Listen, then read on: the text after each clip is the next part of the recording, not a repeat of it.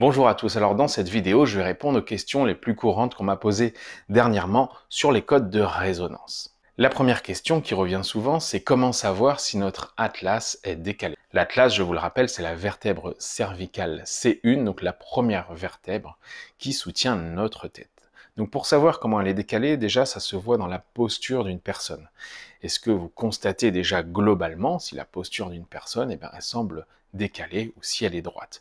Ensuite, on peut placer nos deux doigts comme ça, ou quelqu'un le fait pour vous si vous avez du mal à le faire vous-même, derrière les oreilles, dans le petit creux qu'il y a juste en dessous de l'oreille. Et on appuie, et on essaye de sentir au niveau du creux, justement, s'il y a un décalage. Quand l'atlas est décalé, en fait, parce que l'atlas se trouve plus bas, évidemment, mais quand il y a un décalage ici, il y a un décalage ici aussi au niveau de la tête. Donc vous placez vos deux doigts ici et vous voyez s'il y a un côté qui est plus enfoncé que l'autre. S'il y a un côté qui est plus enfoncé que l'autre, votre atlas est décalé. Ensuite, vous allez regarder s'il y a un côté plus haut que l'autre.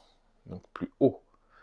Donc, si le côté gauche est plus bas que le côté droit, ou si le côté droit est plus bas que le côté haut, c'est l'indice que votre atlas est décalé. Il faut savoir de toute façon que 95% des personnes ont leur atlas décalé, donc c'est tout à fait normal de sentir ce décalage.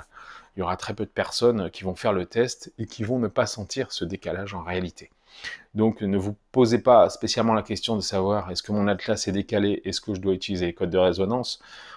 Faites-le parce qu'il y a 95% de chances de toute façon que votre atlas soit décalé. Et dans le, je dirais, le pire des cas, eh bien, ça vous fera que du bien de toute façon d'écouter ces codes de résonance. Donc, il n'y a aucun risque particulier par rapport à ça. Au contraire, c'est libérateur de votre potentiel. Donc, de toute façon, je ne peux vous recommander que de le faire.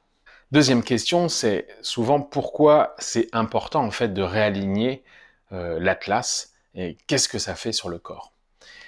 Eh bien, l'atlas, en fait, comme je le disais dans une vidéo précédente, tous nos systèmes, en fait, vont passer par l'atlas, que ce soit nos systèmes nerveux, nos différents systèmes nerveux, nos systèmes endocriniens, nos systèmes énergétiques, le système vagal, etc. Tout va passer par là, le vaisseau gouverneur en médecine traditionnelle chinoise. Et donc, quand votre atlas, il est décalé, alors dans un sens ou dans l'autre, c'est-à-dire de haut en bas ou en profondeur, de gauche à droite, eh bien, vous allez pincer comme ça sur ces canaux. Et donc, il n'y aura pas de fluidité, en fait, de toute cette circulation.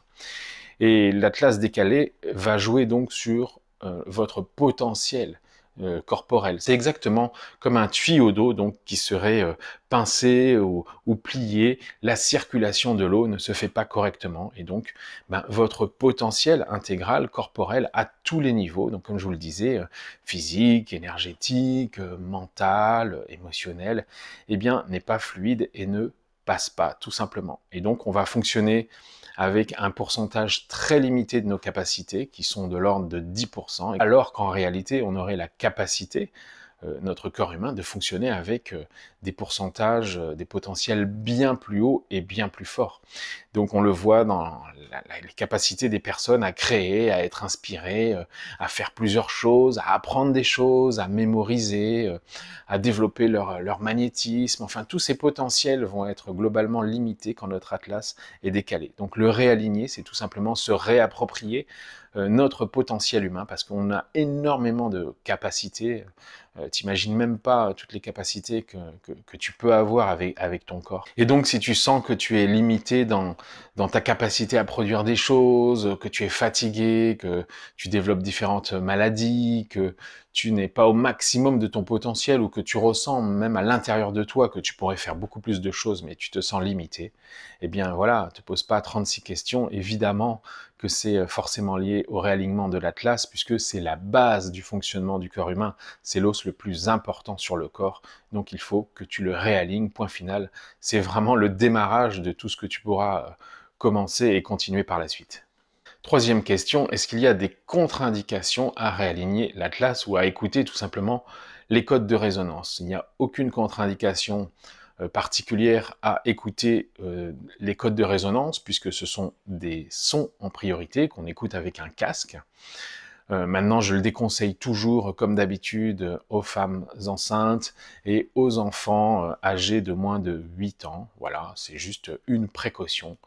mais sinon il n'y a pas de contre-indication particulière dans la mesure où c'est simplement, ça consiste à écouter des sons, voilà, même si ces sons sont chargés d'intention, même si il y a des chants sacrés, il y a des fréquences particulières qui vont mettre en résonance nos cellules dans notre corps, il n'y a pas de contre-indication particulière à mettre un casque audio sur les oreilles et à écouter des sons. Les codes de résonance, c'est un processus qui est 100% naturel, puisque c'est du son, tout simplement. Et c'est ce qui en fait quelque chose de génial aussi dans la méthode. Autre question, c'est que se passe-t-il si on rate une journée d'écoute? Parce que je te rappelle qu'il y a 7 séquences de codes de résonance, donc il y a 7 codes, et on les écoute avec un espacement de 3 jours entre les écoutes. Donc imagine que tu rates une écoute, le jour 3, hop, tu as oublié par exemple, et tu te dis, bah mince, est-ce que je dois recommencer tout depuis le début? Est-ce que je peux continuer l'écoute? Voilà, comment ça se passe quand on rate une journée d'écoute?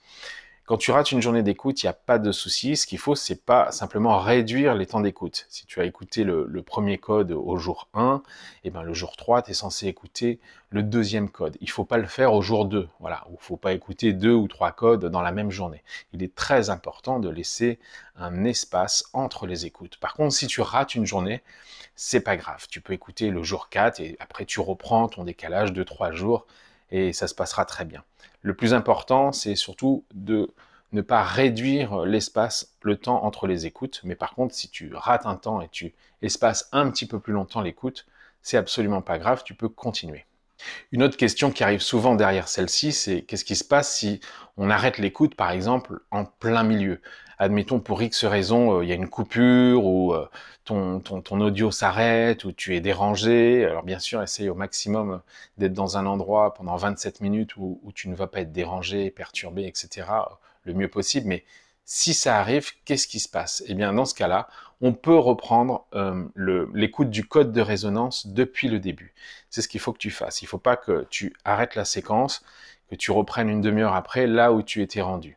C'est très important pour la programmation et la reprogrammation, donc de reprendre la séquence depuis le début. Donc dans ce cas-là, c'est pas grave si tu as écouté la moitié ou une partie. Tu marques un temps de pause, tu attends 30 minutes, et là, tu vas reprendre depuis le début la séquence, l'écoute de la séquence du code de résonance jusqu'à la fin pendant 27 minutes. Dernière question qui est beaucoup plus concrète, je dirais, dans la partie commerciale. Au niveau de l'affiliation, j'ai des personnes qui ont des réseaux de contacts assez importants et qui m'ont demandé s'ils pouvaient proposer ce code à d'autres personnes, moyennant évidemment une commission. Bien sûr, il y a un programme d'affiliation qui est relié au code de résonance. Le lien se trouve sur le site internet, donc sinon tu peux me le demander tout simplement par message. Il faut juste t'inscrire à ce programme d'affiliation et tu toucheras une commission de 40% à chaque fois que tu enverras un lien à l'un de tes contacts qui achètera les codes de résonance. Voilà. Donc tu as un lien qui est personnalisé, qui est propre à toi, tu envoies ce lien à tes contacts et automatiquement, si un de ces contacts achète les codes de résonance, tu reçois automatiquement une commission de 40%. C'est tout pour aujourd'hui. Si vous avez d'autres questions, n'hésitez pas à me les poser et je referai une vidéo toujours pour y répondre le mieux possible.